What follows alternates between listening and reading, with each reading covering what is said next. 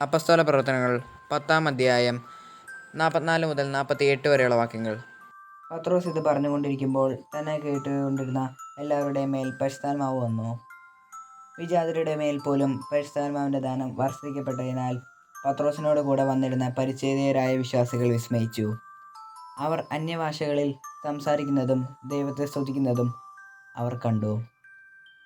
അപ്പോൾ പത്രോസ് പറഞ്ഞു, നമ്മളെപ്പോലെ തന്നെ പരിശുദ്ധാത്മാവിനെ സ്വീകരിച്ച ഇവർക്ക് ജ്ഞാനസ്നാനജലം നിഷേധിക്കാൻ ആർക്കെങ്കിലും സാധിക്കുമോ?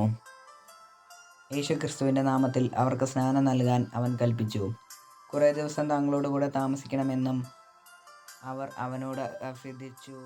വിശുദ്ധ മത്തായിയുടെ സുവിശേഷം അധ്യായം 7 മുതൽ 14 വരെയുള്ള വാക്യങ്ങൾ. ചോദിക്കുവിൻ, നിങ്ങൾക്ക് ലഭിക്കും; അന്വേഷിക്കുവിൻ, നിങ്ങൾ കണ്ടെത്തും; മുട്ടുവിൻ, നിങ്ങൾക്ക് തുറക്കപ്പെടും. ചോദിക്കുന്ന ഏവനും ലഭിക്കുന്നു; അന്വേഷിക്കുന്നവൻ കണ്ടെത്തുന്നു; മുട്ടുന്നവന് തുറക്കപ്പെടുകയും ചെയ്യുന്നു. മകൻ അപ്പം ചോദിച്ചാൽ കല്ല് കൊടുക്കുന്ന ആരെങ്കിലും നിങ്ങളുണ്ടോ? അഥവാ മീൻ ചോദിച്ചാൽ പാമ്പിനെ കൊടുക്കുമോ? മക്കൾക്കു നല്ല വസ്തുക്കൾ കൊടുക്കണമെന്ന് ദുഷ്ടരായ നിങ്ങൾ അറിയുന്നു എങ്കിൽ നിങ്ങൾ സ്വർഗസ്ഥനായ പിതാവ് തന്നോട് ചോദിക്കുന്നവർക്ക് എത്രയോ കൂടുതൽ നന്മകൾ നൽകും. മറ്റുള്ളവർ നിങ്ങൾക്ക് ചെയ്തു തരണമെന്ന് നിങ്ങൾ ആഗ്രഹിക്കുന്നതെല്ലാം നിങ്ങൾ അവർക്ക് ചെയ്യുവിൻ. ഇതാണോ നിയമവും പ്രവാചകന്മാരും? ഇടുങ്ങിയ വാതിലിലൂടെ പ്രവേശിക്കുവിൻ.